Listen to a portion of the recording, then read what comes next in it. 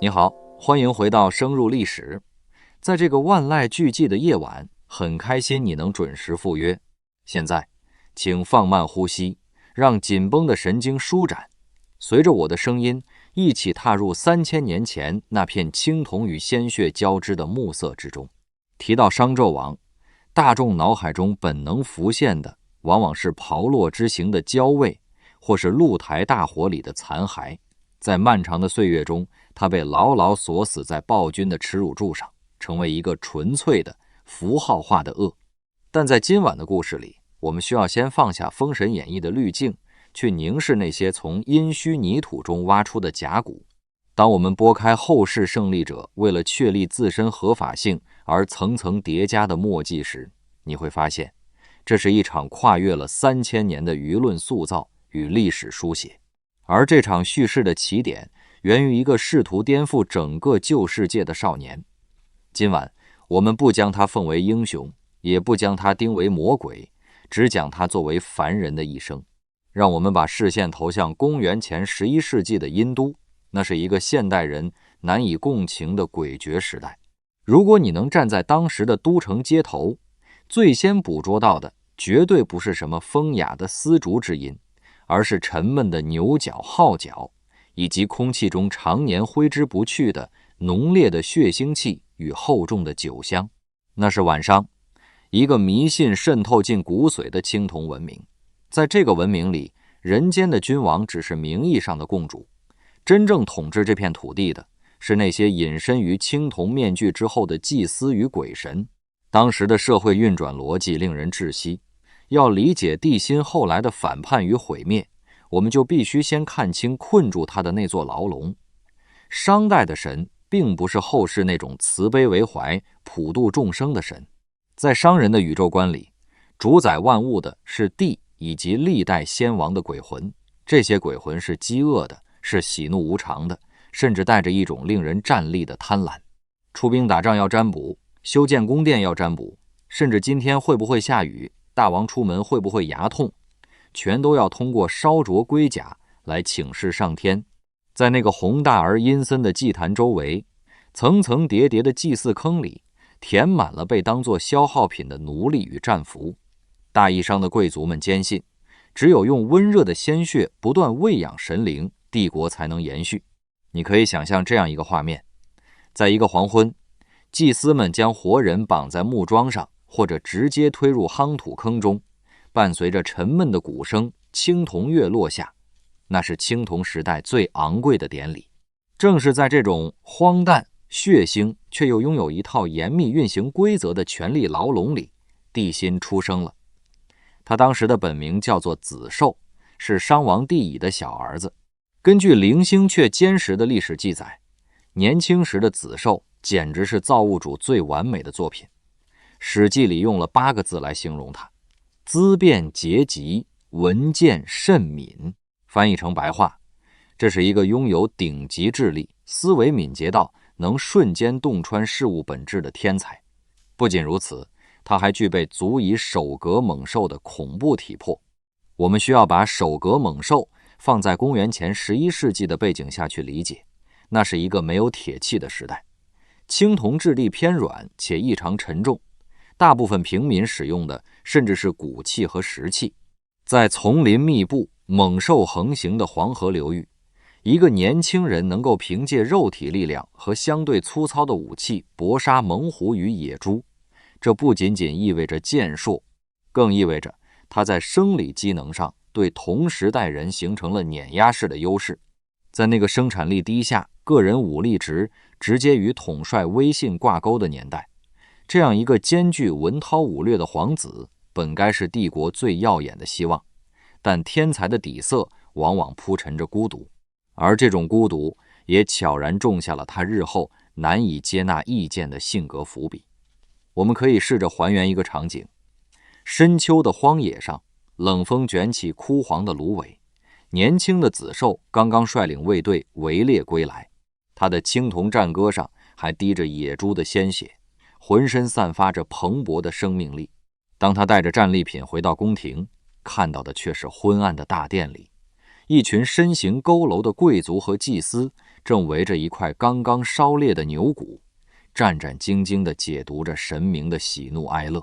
为了安抚一个其实是由于自然气候变化引起的虚无凶兆，他们随意挥了挥手，便将几十个活生生的人头砍下，推入黄土。站在大殿边缘的子寿眼神中大概没有敬畏，只有深深的悲悯与嘲弄。对于一个能够凭借自身力量扼杀猛兽，凭借聪慧大脑看透世事运转规律的年轻人来说，这种建立在装神弄鬼之上的权力游戏显得既滑稽又可悲。他敏锐地察觉到，龟甲上的裂纹其实什么也没有说，真正说话的是那些手握占卜权的老人们，他们不过是在借神明的嘴分配人间的利益，压制原本属于君王的权利。这种清醒在那个举世皆醉的年代是一场漫长的心理凌迟。他越是优秀，就越能感觉到套在自己脖子上的枷锁有多么沉重。他的高傲不允许他像父辈那样向那些木雕泥塑和贪婪的祭司低头。一颗反叛的种子在那个充斥着哀嚎与迷香的深宫中悄然生根。然而我们不应将这种清醒过度美化。一个能够瞬间看透他人谎言的天才，往往也最容易失去对他人的耐心。当他认为身边所有人都在装神弄鬼、愚昧无知时，一种根深蒂固的傲慢便悄然滋长。他开始相信，只有自己的判断才是唯一正确的，任何反对声音都源于愚蠢或恶意。这种性格特质在日后的政治风暴中将成为他亲手斩断一切沟通桥梁的利刃。而这颗种子的催化剂是一场残酷且影响深远的储君之争。子寿并不是唯一的皇子，他有一个同母所生的哥哥，名叫微子启。按照后世熟悉的常理，长子应当顺理成章地继承王位，但历史在这里开了一个微妙的玩笑，甚至可以说是商朝宗法制度留下的一道血痕。微子启出生时，他们的母亲还只是一位低阶的妾室，而当子寿降生时，母亲已经母凭子贵，被册封为正室王后。在晚商复杂的宗法制度下，这微小的身份差异引发了朝堂上的巨大撕裂。这场争夺表面上是两个亲兄弟在拼爹娘的身份，骨子里却是一场国本之争。微子启性格相对温和，行事循规蹈矩，他身后的支持者正是那些思想保守、与祭司集团利益深度绑定的老贵族、王叔以及神职人员。他们需要一个容易被控制、懂得敬畏神明的傀儡君王。而此时的子寿锐气逼人，眼神里总是透着不逊。他对祭祀的轻蔑早已在不经意间流露，旧贵族们本能地感到恐惧，他们试图引经据典，甚至搬出神明的旨意，想要把子寿挡在王座之外。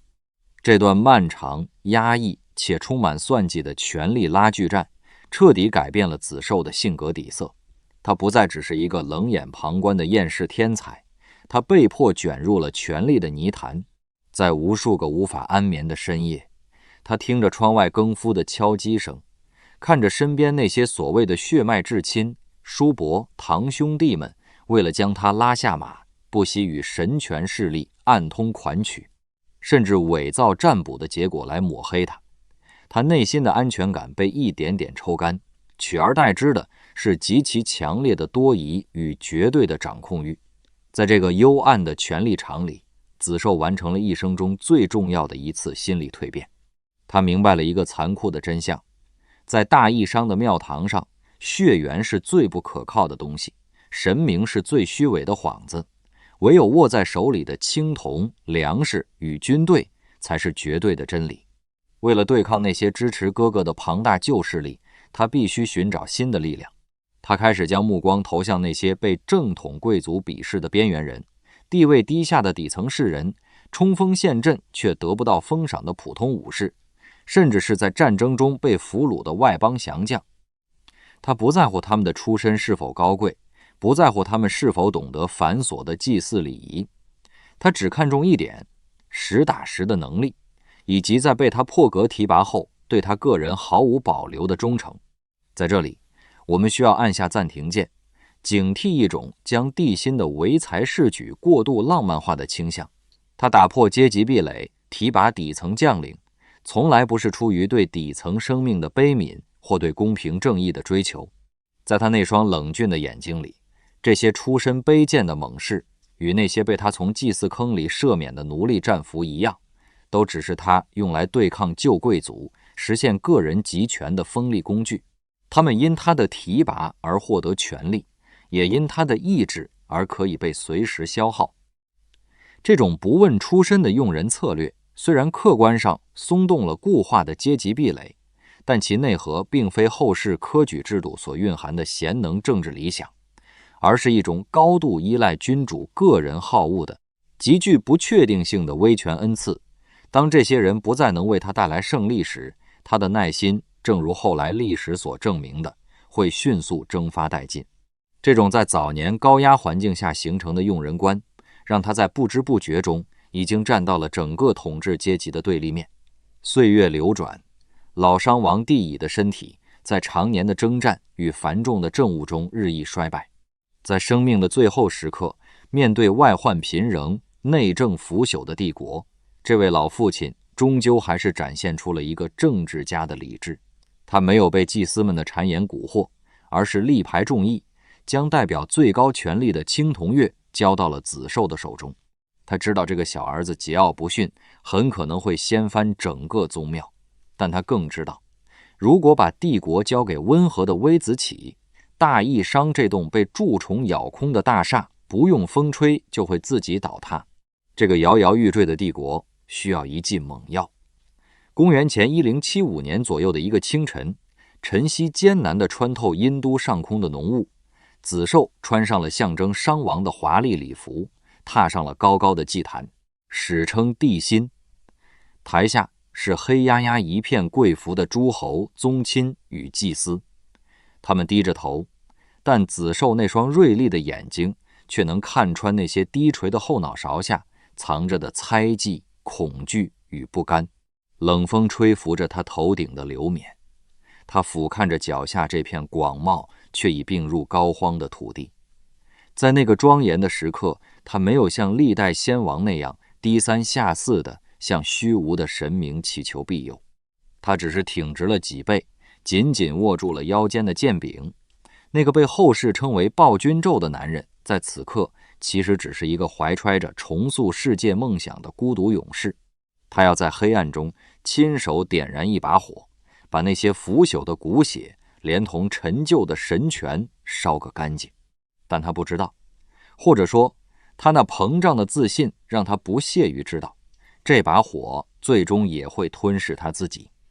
登基大典的祭坛之外，另一幕血腥的仪式正在酝酿。天色阴沉，浓云低垂，得仿佛要压碎宫殿的飞檐。沉闷的牛角号声在四野回荡，惊起远处的飞鸟。祭司们戴着狰狞的青铜面具，手持长柄铜刀，围绕着巨大的夯土祭坑跳起诡异而狂热的舞蹈。坑洞边缘，数百名被反绑双手的羌人俘虏瑟瑟发抖，空气中弥漫着绝望的死寂。所有人都在等待着身首异处的那一刻，所有的宗室贵族、外服诸侯都在静静等待新王下达行刑的指令。他们习惯了这种血腥的狂欢，这是他们确认世界秩序依然在按部就班运转的定心丸。但坐在高台上的帝辛没有点头，他冷冷地看着那些陷入狂热的祭司，看着那些将生杀大权视作理所当然的老人。随后他轻轻抬了抬手，用一种平静却不容置疑的语调下达了他执政生涯中的第一道，也是惊世骇俗的一道王令：停止这场献祭，把这些俘虏松绑，全部编入军队的府军，或者遣送到王畿边缘的农田里去开垦荒地。空气在这一瞬间仿佛凝固了，祭司们停下了诡异的舞步，面具背后的眼睛写满了震愕。老贵族们面面相觑，宛如天塌地陷。在他们的固有认知里，不给神明献血，神明就会降下灾祸；大义商的江山就会立刻倾覆。这不仅仅是违背祖制，这简直是拿整个帝国的命运在悬崖边走钢丝。但帝辛的逻辑是超越那个时代的冰冷与清醒。他站在高台上，俯瞰着那些站立的躯体，心中很清楚，死人保佑不了活人。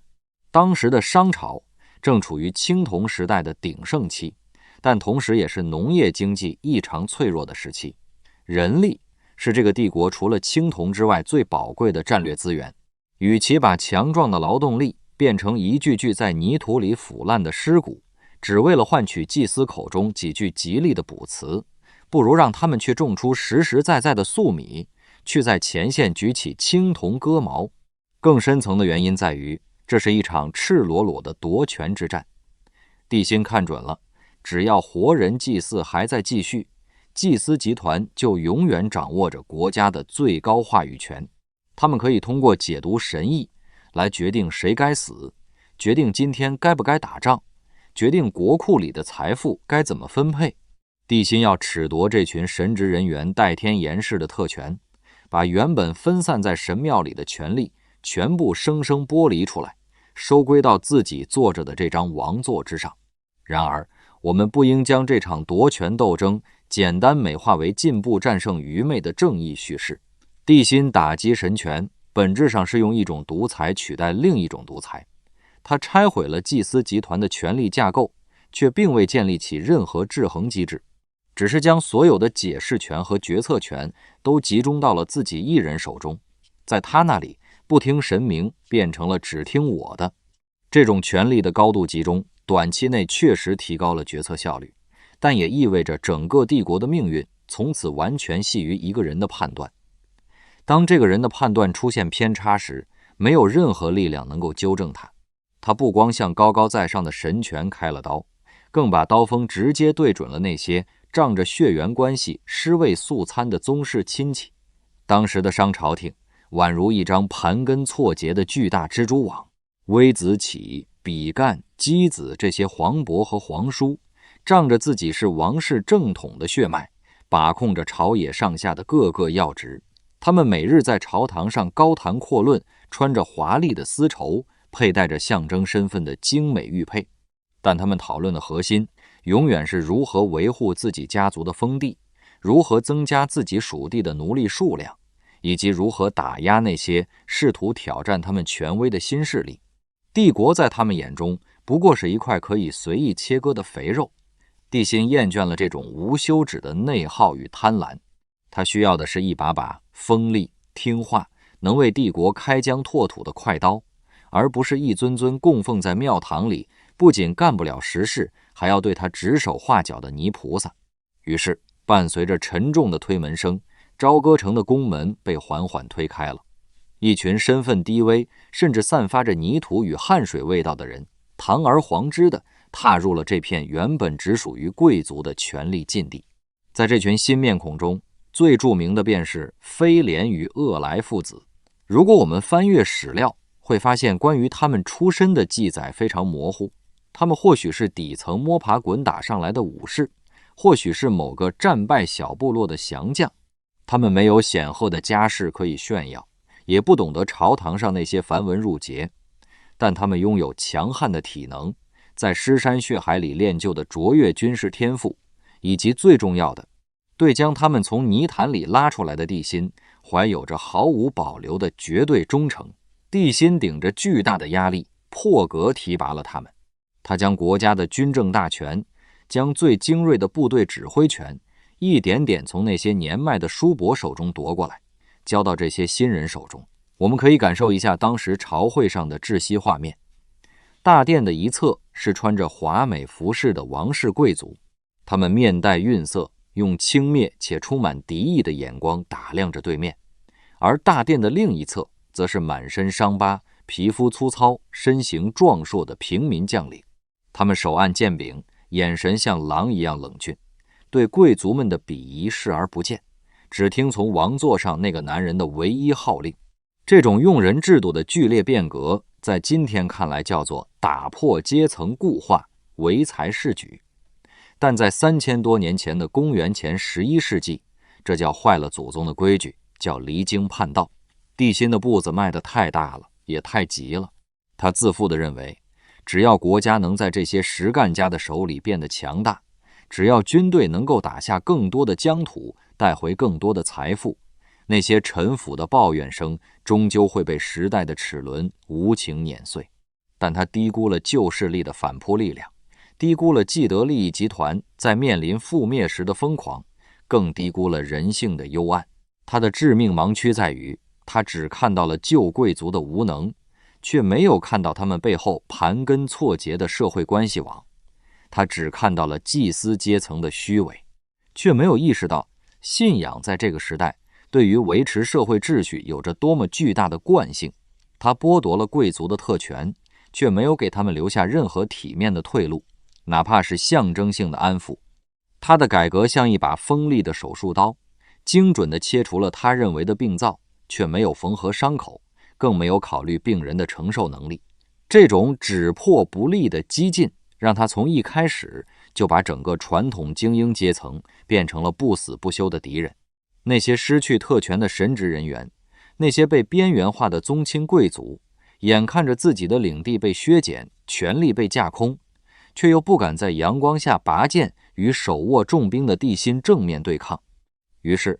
他们隐退到阴影里，握紧了淬毒的匕首。他们开始在私下里频繁串联，在漆黑的密室里窃窃私语。他们不敢公开承认帝辛是为了富国强兵才夺了他们的权，只能转换概念，指责他慢于鬼神，亵渎上天。他们不愿承认平民将领在战场上的才干，只能痛骂帝辛亲近小人，远避骨肉。这些饱含着怨毒的词汇，像无形的墨汁，一点点滴入大义商的历史长河里，开始在民间悄悄蔓延。更致命的是，这些失意的商朝贵族们在绝望与仇恨的驱使下，做出了一个掏空帝国根基的选择。他们将目光投向了遥远的西方。在渭水之畔，那个一直低眉顺眼、自称臣服的周部落，正不动声色地倾听着朝歌城里的每一次动荡。周人敏锐地捕捉到了商朝统治阶级的内部分裂，他们像海绵一样张开双臂，秘密接纳了这些带着满腔怨恨逃亡而来的商朝旧贵族，同时也全盘接纳了他们口中那个忤逆神明、暴虐无道的帝辛形象。中国历史上第一场精密策划、持续数千年的舆论塑造，就在这几方势力的暗中交汇下，悄无声息地拉开了帷幕。身处权力漩涡中心的帝辛，并非没有察觉到暗流涌动，宫廷里的眼线早已将那些叔伯们的牢骚汇报给了他，但他不在乎，或者说他的骄傲让他不屑于去解释。这正是帝辛性格中最致命的缺陷。他那超凡的智力让他能够一眼看穿问题所在，却也让他失去了与常人沟通的耐心。在他看来，那些反对者的论点如此愚蠢，如此不堪一击，根本不值得他花费时间去辩驳。他宁愿用实力碾压，也不愿用心安抚。这种智商的降维打击带来的快感，让他在不知不觉中关上了所有沟通的大门，把自己活成了一座孤岛。而一座孤岛无论多么强大，最终都会被潮水淹没。他试图把一个跪在神坛前的民族拉起身来向前走，他试图建立一个依靠凡人自身力量运转的强力国家，但整个贵族阶层却因为恐惧失去特权，死死抱住他的双腿，拼命将他往迷信与腐朽的泥潭里拽。既然在朝堂上的说理已经变得毫无意义，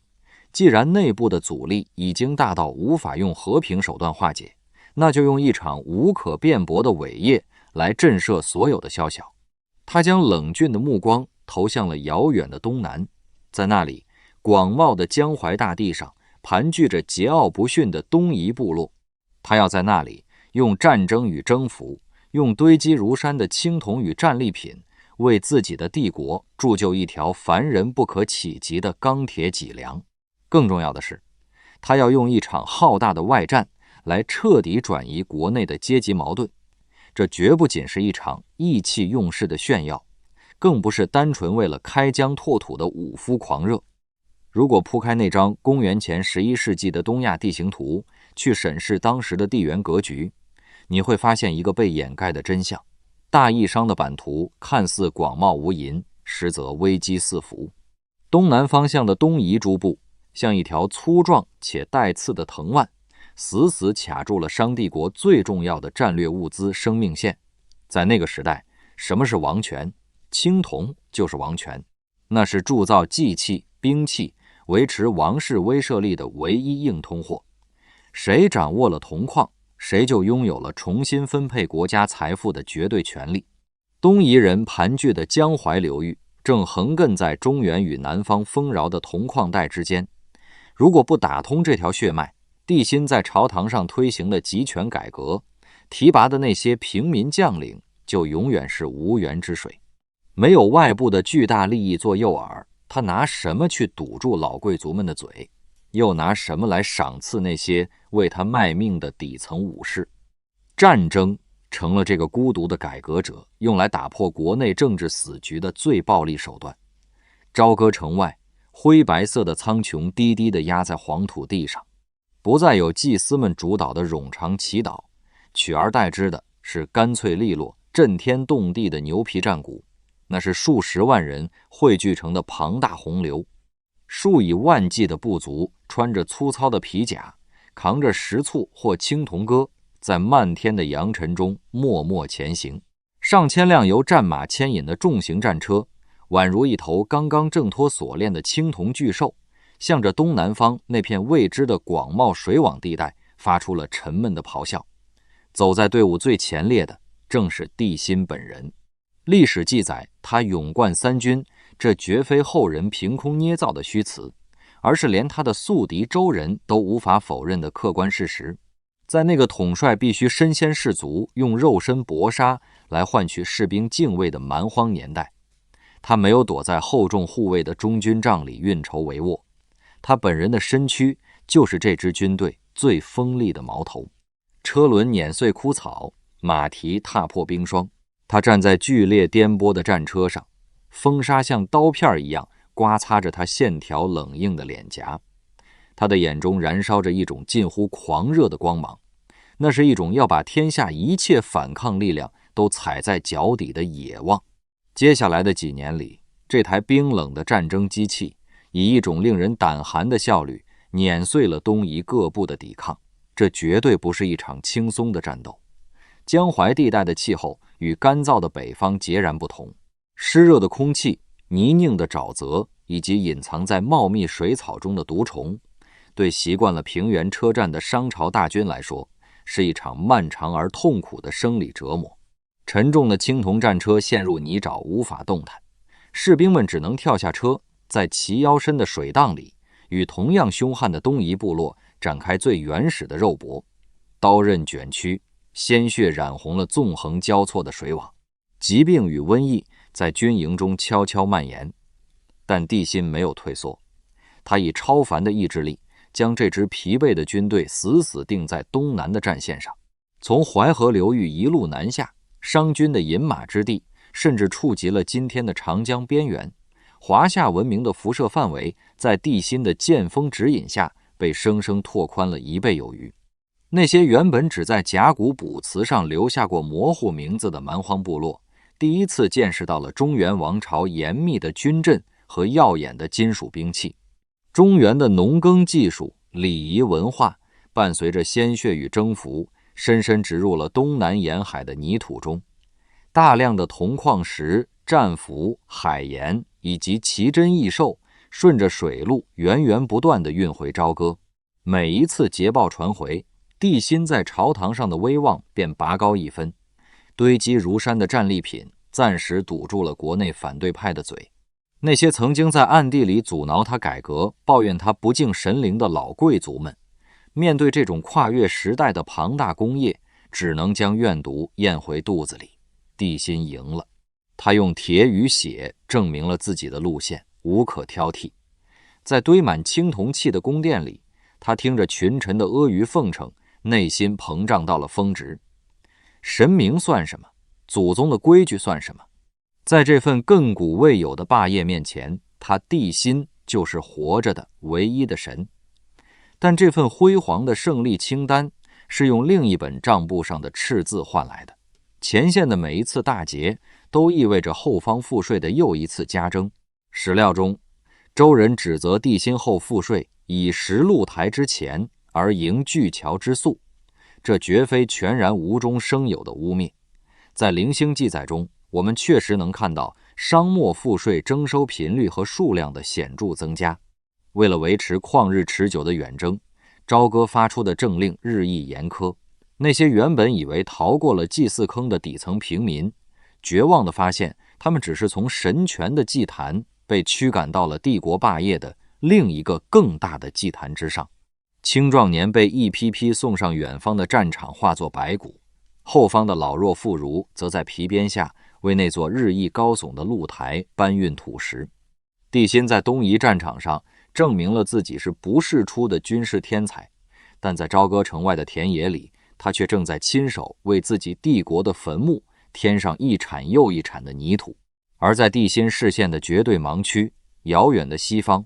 那股曾经被他轻视的暗流已经汇聚成了足以吞噬他的惊涛骇浪。那里是周部落的领地，此时的周人首领是姬昌，也就是后来的周文王。与锋芒毕露，试图用绝对力量征服一切的帝辛完全不同。姬昌是一位深谙人性弱点和群体心理的顶级操盘手。姬昌不动声色地颁布了法令，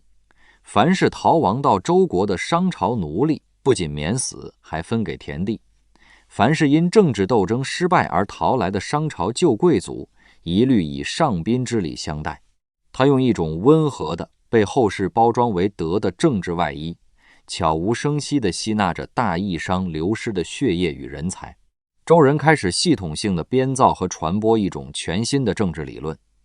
天命无常，唯德是辅。这句话的潜台词锋利如刀。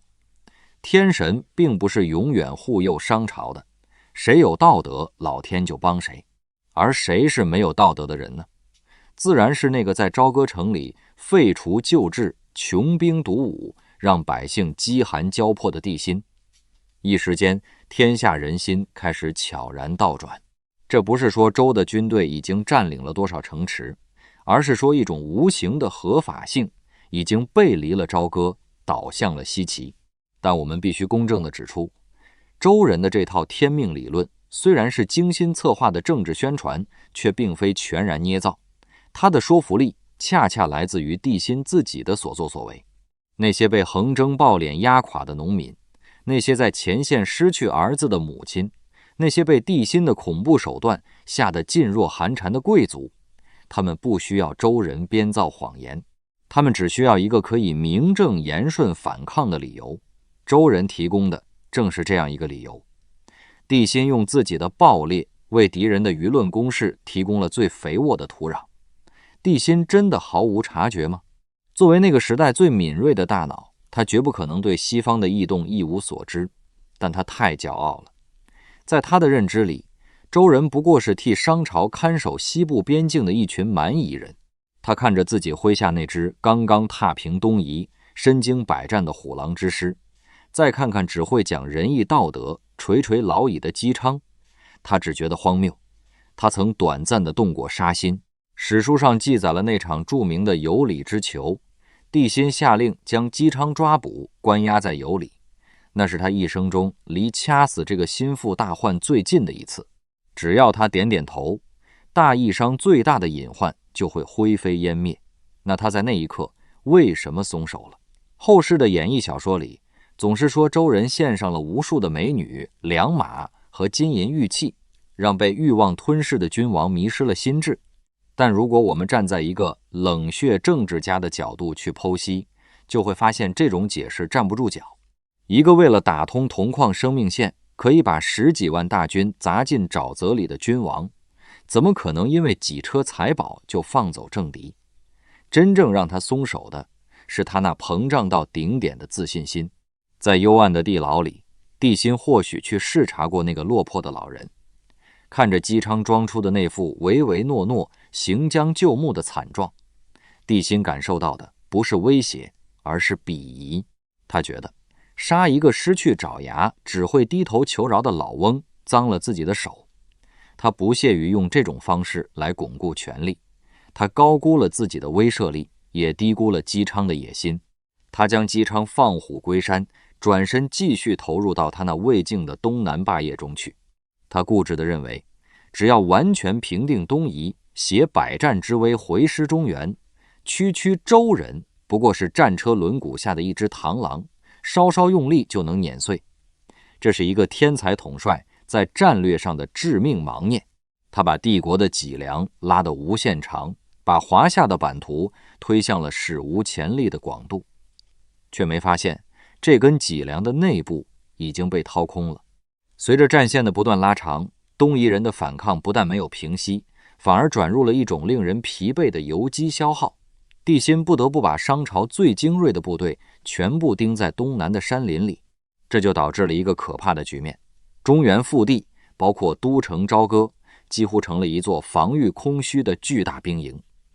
时间一点点推移，来到了公元前1040年代，沉重的赋税，遥遥无期的战争，暗流涌动的西方诸侯，帝国的上空已经盘旋着死亡的阴影。而为了掩饰内心的焦虑，为了在那群依旧对他虎视眈眈的旧贵族面前维持强者的绝对尊严，这位已经步入中年的君王开始寻找一种更加暴烈、更加扭曲的方式，来宣泄他那无处安放的掌控欲。在那座名为沙丘的庞大行宫里，酒池肉林的荒诞长卷在沉闷的编钟声中缓缓展开。这就是后世史书中最具戏剧性也最被妖魔化的阶段。为了真正理解这幅被后世反复涂抹的画卷，我们首先需要将明清小说家强加在历史上的那层浓厚的情色滤镜彻底撕碎。在一个连青铜都属于稀缺战略物资的年代，肉类和酿造酒更是只有在祭祀最高神明和顶级贵族宗庙宴饮时才能被小心翼翼捧出来的绝对奢侈品。把烤熟的瘦肉像树林一样悬挂在林院中，把发酵的谷物酒液注满人工开凿的池塘，这与其说是单纯的肉欲宣泄，不如说是帝辛对那个时代绝对阶级壁垒的一次暴烈嘲弄，是他对残存神权体系的最后一次公开践踏。我们可以把视角拉进那座弥漫着浓烈酒气的行宫。沙丘的夜晚火光冲天，油脂滴落进火盆，发出噼啪的爆裂声。帝辛并没有邀请那些每天把祖宗规矩挂在嘴边，自诩为血脉高贵的宗室老臣。相反，他用这种近乎挥霍的，仿佛只有神明才配拥有的资源调配力，宴请了另一批人。坐在酒池边大口吞咽的，是那些从底层提拔上来的平民武士，是在东夷战场上为他趟过泥沼，身上布满恐怖刀疤的降将，甚至是那些刚刚被免除了殉葬命运的奴隶兵。底层的糙汉们因为分到了一大块祭祀级别的烤肉，喝到了醇厚的谷物酒而痛哭流涕。他们举起沾满油脂的双手，向高高在上的王座发出野兽般的效忠嘶吼。而帝辛端坐在高处，端着沉重的青铜爵，冷睨着这一切。他在用这种骇人听闻的物质分配方式，向整个天下宣告一个颠覆性的事实：神明从未赐予你们食物，龟甲上的裂纹也填不饱你们的肚子，是你们的王把本属于神明的酒肉分给了你们。只要你们手里的青铜戈永远指向王的敌人，王就能赐予你们凡人无法想象的荣华。这是一种绝望而疯狂的政治捆绑。帝辛没有建立起让底层稳定获益的制度，他只是在用一次性的物质刺激换取这些人的短期效忠。这些在酒池边狂欢的武士们，今天可以为他肝脑涂地，明天如果没有了酒肉，他们的忠诚同样会迅速转移。更重要的是，支撑这场狂欢的海量物资，归根结底来自于对更广大底层民众的残酷压榨。少数人的饕餮盛宴建立在多数人的饥寒交迫之上，这种统治模式注定无法持久。而正是在这种酒精、权力与阶级重组交织的迷幻气场中，一个女人的身影悄然浮现，她就是妲己。忘掉那个九尾狐妖魅惑众生的民间传说吧，在冰冷坚硬的甲骨文卜辞记载中，她只是有苏氏部落的一个战俘。在那个等级森严的商朝后宫里，一个外族女人没有任何家族根基可以倚仗，这种绝对的孤立恰恰让她成了晚年帝辛最信任的政治伴侣。这直接牵扯到周武王在讨伐帝辛时列举的第一大罪状为妇言事用，也就是只听女人的话。在思想保守的周人看来，天下是男人的天下，女性参与政治是违背天理的乱。妲己作为帝辛身边唯一没有旧贵族利益牵扯的人，极有可能深度参与了帝辛晚年的残酷政治清洗。当帝辛需要下达激怒整个贵族阶层的残酷指令时，他就是那把没有软肋的快刀。帝辛赋予了一个外族女人极高的政治权力，但这在后世那些讲究三纲五常的男性文人手中，这种政治上的破坏规矩被心照不宣地扭曲成了私生活上的淫靡不堪。于是一个在朝堂上替帝辛挥舞屠刀的女政治家，就这样被生生改写成了一只靠肉体魅惑君王的妖狐。历史就是这样在男权社会的潜规则下完成了对失败者的羞辱。妲己的悲剧只是帝国崩塌的一个缩影。当后人忙着将一个女人妖魔化时，真正致命的问题，帝国内部的空虚，却被有意无意地忽略了。随着东南前线的战事越发焦灼，国家财政的枯竭已经到了无法粉饰的地步。崩盘的临界点终于在宗室贵族最猛烈的一次反扑中到来了。旧势力的领袖是帝辛的亲叔叔比干，眼看着宗室的特权被剥离殆尽，祭祀的传统被肆意践踏，连代表神明的酒肉都被分给了下贱的平民。这位代表着传统秩序的老贵族在朝堂上发起了最后的冲锋。大殿之上，群臣噤若寒蝉，比干直指王座，须发皆张。他引经据典，搬出历代先王的遗训，要求立即恢复旧制，停止对东南的无底洞式征伐，并且强烈要求诛杀那些蒙蔽圣听的平民将领和外族妖女。对于帝辛而言，这已经不是普通的臣子进谏，而是一场仗着血脉身份发起的政治逼宫。比干代表的不是他个人，而是整个被压制了数十年的旧贵族集团的反扑。常年应对东夷战事的精力透支，加上长期处于暗杀与背叛阴影下的多疑，让这位本就刚愎自用的君王脑海中那根名为理智的琴弦在这一刻猝然崩断。接下来发生的血腥一幕绝不是一个疯子临时起意的残暴，而是一场经过精确计算的冷酷的政治恐怖袭击。听说圣人的心有7个孔窍，那我们就挖出来看看。这句话的背后藏着帝辛对整个旧神权体系最恶毒的蔑视。比干在当时被守旧派尊为道德楷模，国之圣人。帝辛当着所有贵族的面，命人将这位亲叔叔按倒在大殿冰冷的石板上，用最原始最血腥的方式剖开了他的胸膛。他要用这种生理上的极致恐惧告诉所有人，在大义上没有什么神圣的血脉，也没有什么碰不得的圣人，这里只有王的意志。谁敢用祖宗和神明来压制王权，谁的下场就和这颗血淋淋的心脏一样。无论后世史书对这一事件的细节有多少夸张附会，一个基本的历史内核无法回避。帝辛在权力斗争的巅峰，下令以极其残忍的方式处死了自己的亲叔父，并很可能将其心脏剖出示众。这已经远远超出了政治镇压的必要限度，它是一场精心计算的，旨在用绝对恐惧摧毁一切反抗意志的国家恐怖主义表演。他一生都在反抗那些需要用人血来喂养的虚无神明，但在这一刻，他自己已然化身为那个最贪婪嗜血的人间真神。而在直面比干之死的同时，我们也不得不审视另一个让后人毛骨悚然的词汇——炮烙之刑。这项早在夏桀时期就已出现的酷刑，在帝辛手中变成了震慑朝野的政治工具。在《封神演义》里，更被演绎成了他为了博取妲己一笑，逼迫人在烧红的铜柱上行走取乐的变态戏码。但如果回到青铜时代的冷酷语境里，这其实是一场经过精密设计的政治威慑。青铜在当时是沟通神明、铸造礼器的神圣之物，更是国家权力的最高象征。帝辛将这种神圣的金属铸造成刑具，在朝歌最显眼的地方点燃炭火。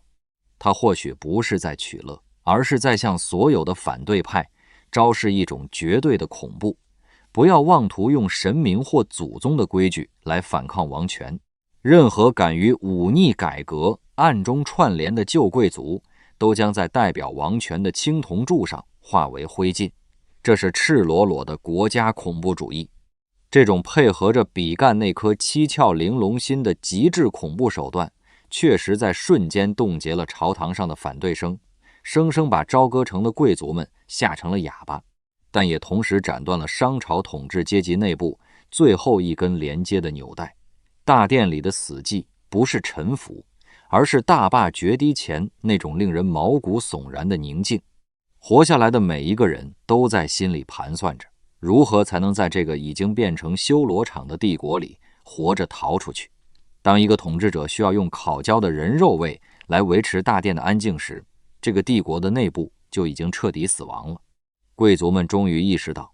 王座上那个双眼布满血丝的男人，为了他的改革和集权，真的会杀光所有人。恐惧催生了最彻底的背叛。另一位皇叔箕子为了自保，披散头发，在烂泥里打滚，装疯卖傻，宁愿沦为被人驱使的奴隶，也不敢再发一言。时针无情地拨到了公元前1046年的冬天，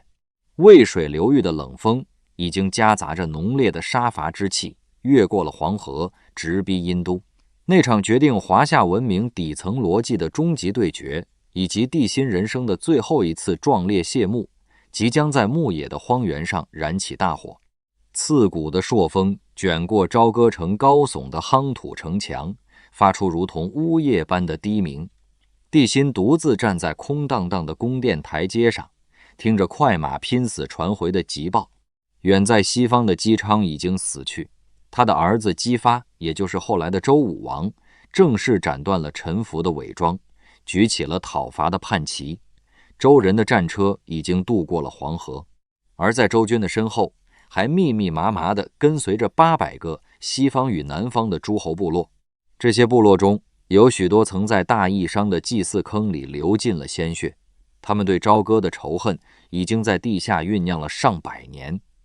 这是一场预谋已久、精准卡位的跨国围猎。帝辛心里无比清楚，在这支庞大多国联军的向导里，一定有那些曾经跪拜在自己脚下，甚至流着相同血液的同宗亲族。他的一生都在试图打破旧的牢笼，把帝国推向一个不依赖神明，只依靠凡人力量的广阔未来。但他最终绝望地发现，自己被死死困在了由血缘、迷信和旧利益集团共同编织的无边巨网之中。此时的朝歌是一座被抽干了血液的空壳。商朝最精锐的主力军，连同那些他一手提拔起来的平民将领，此刻正深陷在东南方东移的10万大山与泥沼中。远水救不了近火，没有大军，没有宗室的支持，面对压境的黑云，换做任何一个理智的君王，或许都会选择妥协，或者带着细软向东流亡，去寻找他的远征军残部，以图东山再起。但他没有，他是那个曾经徒手搏杀猛兽，将华夏版图生生向南推进了数千里的孤王。他的骄傲，他那已经膨胀到化为实质的自负，绝对不允许他像丧家之犬一样逃跑。他平静地转过身，向身后的传令官下达了他人生中最后一道，也是最疯狂的一道军事指令：打开所有的牢房与工坊，把城里所有的奴隶、战俘、罪徒全部武装起来，给他们发配青铜戈矛。他要带着这群被大义商压榨了几个世纪、被时代抛弃在最底层的消耗品，去迎战那个即将埋葬他的新世界。这道命令里藏着一个让人不寒而栗的讽刺。帝辛一生都在试图打破神权对奴隶的压榨，将奴隶从祭祀坑里解放出来。但他的解放从来不是赋予他们做人的尊严，只是将他们从一种工具转变为另一种工具，从献给神明的祭品变成献给战争的消耗品。他以为自己给了这些底层人活路，他们就应该用命来报答，但他从未问过他们想要什么，也从未真正改善过他们的生存处境。这种傲慢的恩赐注定无法换来真正的忠诚。牧野，朝歌城外的一片广袤荒原，那场决定华夏文明底层逻辑走向的大战，其实在兵刃真正相交之前，胜负就已经在人心中注定。旷野上寒风如刀，卷起漫天的黄沙，一边是周武王姬发率领的蓄谋已久且士气高昂的诸侯联军，战车如林，甲士如云，青铜兵器在冬日的冷光下闪烁着嗜血的寒芒。而另一边则是帝辛匆忙拼凑起来的衣衫褴褛的奴隶与战俘阵列。当沉闷的牛角号吹响，周人的重型战车开始加速冲锋，大地震颤。就在这个时候，那些刚刚被发配了武器的商朝奴隶们做出了一个瞬间改变历史进程的举动。他们没有向前冲杀，而是整齐划一地转过身，将锋利的矛头对准了朝歌城的方向，对准了督战的商朝禁卫军。史书上将这一幕文雅地称为阵前倒戈，后世的儒家学者们总是喜欢将这解释为周王之德感化了商朝的军民，仿佛姬发身上带着某种神圣的光环。但如果你拨开这层温情脉脉的道德伪装，去审视那个生存法则极其残酷的青铜时代，你会发现一个更冰冷也更真实的逻辑。帝辛虽然在试图打破阶层固化，提拔平民将领，但他那超越时代的改革步伐终究没有也不可能惠及到最底层的奴隶。在他那张宏大的帝国蓝图里，奴隶依然只是用来开垦荒地和填补军阵的工具。在那些羌人战俘和底层奴隶的眼中，无论是祭坛上高高在上的神明，还是王座上那个不可一世的孤王，都是压榨他们血肉的庞然大物。当周人抛出免除奴隶身份，赐予田地和自由的实在承诺时，人性的求生本能轻易地击碎了帝辛用铁血和强权铸就的虚幻统治。这就是帝辛改革最致命的半吊子属性。他打击旧贵族，却没有真正解放底层；他压制神权，却将自己塑造成了新的神明。他的改革自上而下，以巩固个人权利为核心，从未触及社会结构的根本变革。那些在牧野阵前倒戈的奴隶们，用最直接的方式告诉后人，一场没有让最广大底层真正受益的改革，无论其蓝图多么宏大，最终都会失去根基，轰然倒塌。前线的溃败如雪崩一般无可挽回地传回朝歌，城破了。面对如潮水般涌入都城的周军，帝辛转身走向了露台。这座他倾注了无数心血、耗费巨资修建的宏伟建筑，原本是用来储藏国家财富、彰显王权至高无上的标志，此刻成了他为自己挑选的最终祭坛。他褪去常服，换上了那件缀满顶级宝玉的华丽战衣。在古人的观念里，玉是沟通天地的圣物。他穿上这身玉衣，是在进行人生最后一次无声的抗争。在生命的最后几个时辰里，这位曾将帝国推向浩瀚东海的帝王，内心究竟在想些什么？或许没有恐惧，也没有懊悔，只剩下一种难以言喻的疲惫与深入骨髓的傲慢。但也可能在那最后一刻，他曾有过一丝无人能见的清醒。他或许终于意识到，自己的失败不仅仅是因为敌人的强大和旧势力的反扑，更是因为他自己。他那吞噬一切的傲慢，他那拒绝沟通的孤绝，他那将所有人视为工具的无情，他一手打造了那个无坚不摧的帝辛神话，也一手摧毁了所有愿意与他同行的人。露台上的熊熊大火烧掉的不只是他的生命，还有他用一生构建的那个关于孤王可以凭一己之力扭转乾坤的幻象。但他绝对不允许那些周人用审判者的姿态来触碰他的王冠，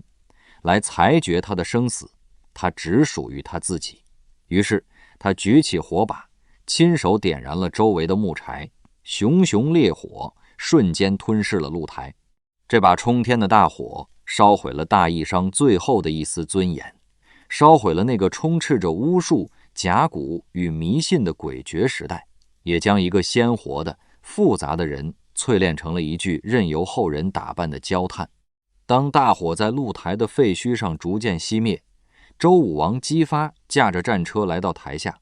他拉开大弓，向着帝辛那具焦黑的尸体连射3箭，随后用象征天命的黄钺冷酷地劈开了尸骸，斩下头颅，悬挂在白旗之上。随着那颗头颅的挂起，肉体层面上的消灭在这一刻宣告彻底完成。然而胜利者心里比谁都清楚，斩杀一个失去抵抗力的凡人肉身轻而易举，但要彻底绞杀这个人在天下人心中的余威，却需要千百倍的努力。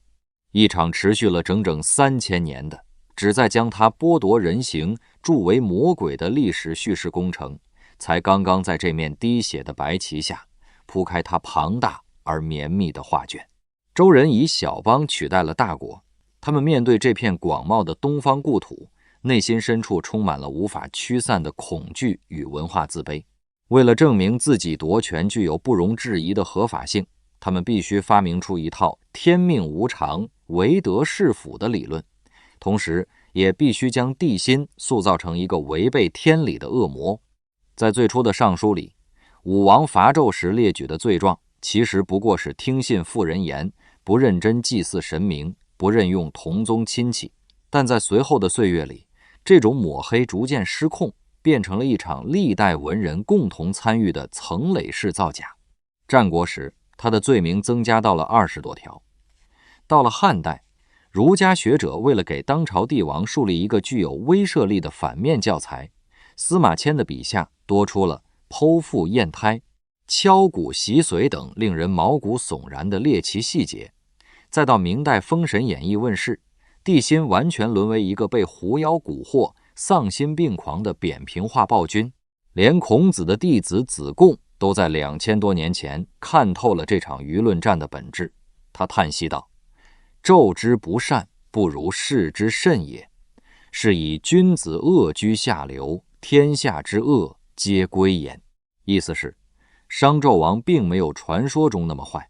只是因为他跌入了失败者的洼地，天下所有的脏水便都理所当然地向他倾泻。然而子贡的这句话本身也需要被完整的理解。他说的是帝辛的罪恶没有那么严重，而非全无其事。帝辛的悲剧不在于他是一个被凭空诬陷的无辜者，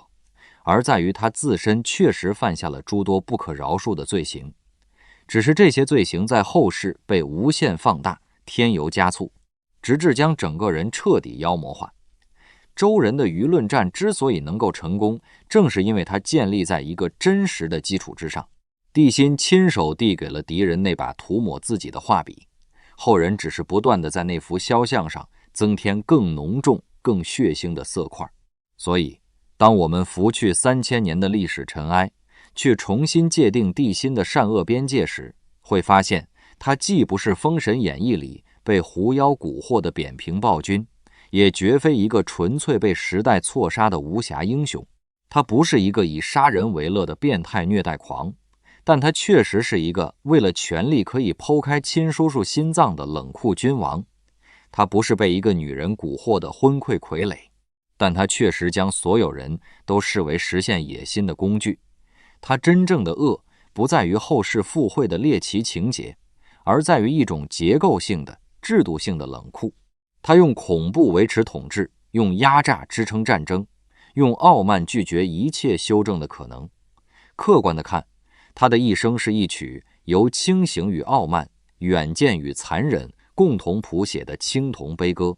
他以卓绝的才智看透了神权的虚妄，打破了阶层的铁壁，甚至拓宽了华夏的疆域，为后来统一的多民族国家奠定了至关重要的地缘基石。但如果我们只停留在这里，便辜负了这段历史真正沉重的馈赠。帝辛的悲剧远不止于性格决定命运这般轻巧，他的毁灭指向了一个更深邃也更令人不安的政治哲学命题：绝对的清醒恰恰是最大的盲目。他看透了神权的谎言，于是将一切信仰视为愚昧；他看透了旧贵族的贪婪，于是将一切血缘视为枷锁；他看透了人心的软弱，于是将一切反对等同于背叛。他的双眼能够洞穿时代的迷雾，却唯独看不见自己脚下正在塌陷的地基。这种清醒者的傲慢比愚昧者的盲从更加危险，因为他让一个人在最需要倾听的时刻关闭了所有的耳朵，在最需要妥协的时刻选择了最决绝的姿态。更进一步说，帝辛的改革从一开始就陷入了一个无法挣脱的悖论。他要打破的旧秩序，其根基恰恰是他手中权力的来源。他是商王，是帝在人间的唯一代言人。这个身份本身就建立在神权与血缘的双重神圣性之上。当他挥剑斩向神权与宗室时，他割开的其实是承载自己王座的那张网。他想做凡人的王，却忘了在那个时代，一个不被神明庇佑、不被血缘簇拥的王根本不可能存在。这就是超越时代者的宿命。他们看得比所有人都远，却不得不用旧世界的砖瓦去建造新世界的大厦。而当大厦将倾时，他们往往成为第一个被埋葬的人。他的另一个致命盲区在于对人的彻底物化。在帝辛的棋盘上，旧贵族是必须切除的腐肉，底层将领是攻城略地的快刀，奴隶是随时可以填进战争熔炉的燃料，妲己是没有宗族牵绊的利刃，所有人都是工具，没有一个人是同行者。他把自己活成了一尊俯瞰众生的神像，却在不知不觉中抽空了脚下每一寸可以站立的土地。这或许才是权力最深刻的腐蚀。它不是让人变得昏庸，而是让人在极致的清醒中失去与人同行的能力。夜已经很深了，朝歌城的风沙早已停歇，露台的余烬也已在岁月中彻底冷却。在这个万物皆可速成、极度推崇强者逻辑的现代社会，我们花上几十分钟去凝视3000年前一个失败者的背影，究竟是为了什么？也许是因为帝辛的困境，也是每一个现代人可能面临的深渊。在追求某个看似无比正确的宏大目标时，我们是否也会患上帝辛式的傲慢？是否也会为了效率和结果，冷漠地将身边的人工具化，甚至心安理得地碾压他人的感受？历史反复用血淋淋的教训告诉我们，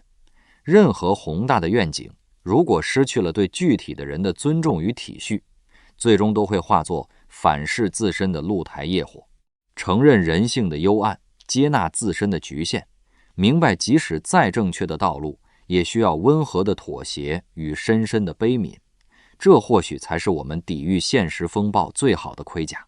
感谢你一直陪伴到这里，愿这面长埋地下的青铜古镜能让你在明天的晨光里多一份看透规则的清醒，也愿你在看清了生存的残酷后，依然能在自己的一方天地里守住一份不可褫夺的柔软与善良。祝你今夜好梦，晚安。